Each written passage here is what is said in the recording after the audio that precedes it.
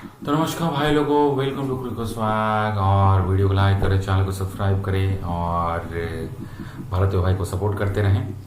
और जैसे कि मैंने बोला था सुबह कि अफगानिस्तान फेवरेट लग रही है, लेकिन वो कुछ पार्टनरशिप बनाने में आज अफगानिस्तान चूक गई। और अच्छा खासा चांस था, फिर भी मैं कहूँगा अफगानिस्तान के पास, क्योंकि उनके पास स्पिन हैवी टीम था। मुजीबुर रहमान होते तो और असर डाल पाते, लेकिन उनका सेटबैक झेल नहीं पाई और रेगुलर इंटरवल्स पर विकेट जाते रहे। और रबाड़ा जो है, रबाड़ा ने काम कबाड़ा कर दिया और खेल बिगाड़ा एकदम, जिसको बोल सकते हैं। 3 विकेट लिए, उस पर तो बाद में आएंगे। तो 316 रन का अच्छा खासा टारगेट दिया था साउथ अफ्रीका ने, वहां तक कैसे पहुंचे? तो इनिशियली तगड़े झटके दिए, एक अच्छी शुरुआत के बाद उस पर जाएंगे हम। तो सबसे पहले टॉस जीता टेम्बा बबूमा ने, और टेम्बा बबूमा ने टॉस जीतकर सबसे पहले बैटिंग का डिसीजन लिया। और थोड़े बहुत डिफेंसिव शॉट्स के साथ उन्होंने जब आगाज किया, उसके बाद अटैकिंग शॉट्स खेले और मार पड़े। जो फास्ट बॉलर्स थे फारूकी हो गए, उनको मार पड़ी, और उनके साथ बॉलिंग करने वाले और भी जो बॉलर्स है उमर जई, उनको भी ठीक ठाक मार पड़ी। उसके बाद थोड़ी सी बैकफुट पर लगे, उसके बाद तुरंत जैसे ही स्पिन लगाया, स्पिन लगाते ही टोनी डी जॉर्जी को यहाँ पर मोहम्मद नबी ने आउट कर दिया। और रिकल्टन लेकिन आउट नहीं हुए, और रिकल्टन ने यहाँ पर 103 रनों की पारी खेली। और बबूमा जो है, बबूमा और रिकल्टन के बीच साझेदारी हुई, और रिकल्टन के बीच में जो साझेदारी हुई वो 129 रनों की हुई 142 गेंदों पर। और यही जो पार्टनरशिप थी वो एक बड़े स्कोर की नींव रखने में सक्सेसफुल रही। उसके बाद बबूमा ने तो 76 रन पर 58 मारे। उसके बाद वांडर लूसन ने आते ही धावा बोला 46 गेंदों पर 52 रन। उसके बाद मार्करम जो है वो 52 रन 36 गेंदों पर। और इन दोनों ने बिल्कुल कमर तोड़ कर रख दी अफगानिस्तान की बॉलिंग की। हालांकि बीच में एक आध विकेट निकाला बॉलर्स ने, लेकिन तब तक डैमेज हो चुका था। उसके बाद डेविड मिलर का विकेट भी निकाल लिया फारूकी ने। लेकिन जैसे मैंने बोला कि डैमेज ये जो वैंडर डुसन है और मार्करम है, तो इन लोगों ने मार कुटाई एकदम जारी रखी, जिसकी वजह से 300 पार कर गई जो टोटल थी। और रिकल्टन ने शतक लगाया, जैसे मैंने बोला काबिल तारीफ इनिंग्स थी।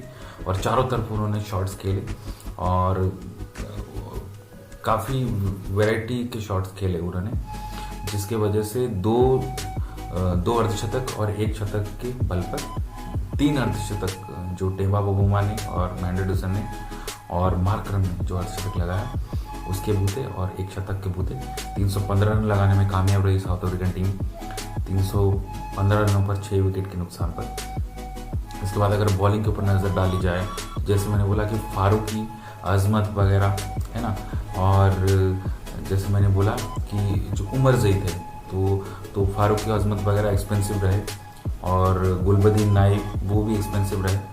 और नूर जो स्पिनर थे, उनको भी चाइनामैन स्पिनर, उनको भी मार पड़ी ठीक ठाक। 9 ओवर में 65 रन, गुलबदीन नाइब 7 ओवर में 42 रन मैं लगा दूंगा, देख सकते हो। तो राशिद 10 ओवर में 59 रन, लेकिन उनको कोई विकेट नहीं दिया गया। उनको चालाकी से एक और स्पिनर की, मैं जैसे मैंने बोला कि मुजीबुर रहमान अगर यहाँ पर होते तो शायद कुछ इफेक्ट डाल पाते। उसके बाद मोहम्मद नबी 10 ओवर में 51 रन, वो 2 विकेट लिए जरूर, उनको भी ध्यान से फेस कर लिया। बाकी बॉलर्स को मार पड़ी ठीक ठाक, 8 ओवर में 59 रन फारूकी को, और उमर जई को 6 ओवर में 39 रन। तो इसी की वजह से फिर 315 का टोटल लग गया, 13 एक्स्ट्रा रन भी हुए। और पार्टनरशिप जैसे मैंने बोला कि 129 रनों की साझेदारी बनी बबूमा और रिकल्टन के बीच में। उसके बाद रिकल्टन और वैंडर डुसन के बीच में 44 रन और 47 रन की साझेदारी मार्करम और वैंडर डुसन के बीच में। और अर्धशतकीय साझेदारी फिर से सिर्फ 33 गेंदों पर मिलर और मार्करम के बीच में हुई, जिसके वजह से इतना बड़ा टोटल अचीव हो गया।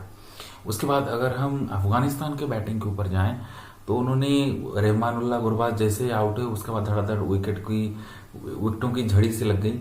जादरा ने एक छक्का लगाया था रबाड़ा को, भाई क्या था मुझे कुछ समझ में नहीं आया, मैंने वो थंबनेल में भी लगा के रखा है।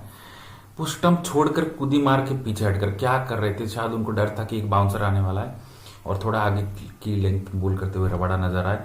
उसके बाद तो बस विकेटों की झड़ी लग गई, रन आउट हुए अतल, और बहुत ही वो अनफॉर्चुनेट रन आउट था। उसके बाद रहमत शाह आखिर तक डटे रहे, लेकिन उनका साथ देने वाला कोई नहीं था। 92 गेंदों पर 90 रन, 1 छक्का 9 चौके, बहुत अच्छी पारी थी, लेकिन जैसे मैंने बोला साथ देने वाला कोई नहीं था। हजमतुल्लाह शाहिदी 4 गेंदों पर 0 रन, उमर जई 27 गेंदों पर 18 रन। थोड़े बहुत चार्जिंग ली थी उमर जई ने, लेकिन उनकी विकेट गिरी। उसके बाद मोहम्मद नबी भी आउट हुए मार्को यानसन के द्वारा, और यहाँ पर रबाडा ने यहाँ पर उमर जई को आउट किया जो अच्छे लग रहे थे। रहमत शाह को भी आखिरी विकेट जो था उनको भी लिया, और जादरान जो है ना, उनको भी आउट किया कागिसो रबाडा ने। तो यहाँ पर रबाडा ने काम बिल्कुल फारी तौर पर कबाड़ा कर दिया काम, और गुलबदीन नाइब भी 19 गेंदों पर 13 रन। जैसे मैंने बोला कि रहमत शाह को छोड़ दे तो बाकी कोई भी बैट्समैन कुछ भी कर नहीं पाया। पार्टनरशिप मुसलसल एंड पर जितना भी लगाता था बॉलर्स आके तोड़ रहे थे। मार्को यानसन 8 ओवर में 32 रन, 1 विकेट अगर बॉलिंग पर नजर डालें तो। एनगीडी 8 ओवर में 56 रन, एक्सपेंसिव रहे लेकिन 2 विकेट वो निकाल कर ले गए। मार्को यानसन 1 मेडन भी लिए, मेडन की बात अक्सर होती है वनडे क्रिकेट में। रबाडा 1 मेडन लिए, 8 ओवर 3 गेंदे 36 रन और 3 विकेट।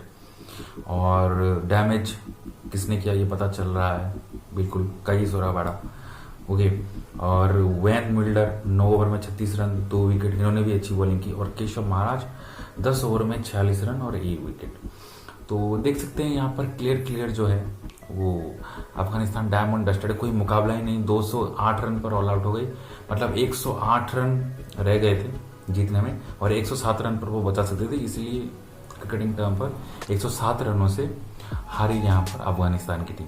तो south Africa all over Afghanistan जिसको बोल सकते हैं, लेकिन मुजबिर रहमान की कमी यहाँ पर खली।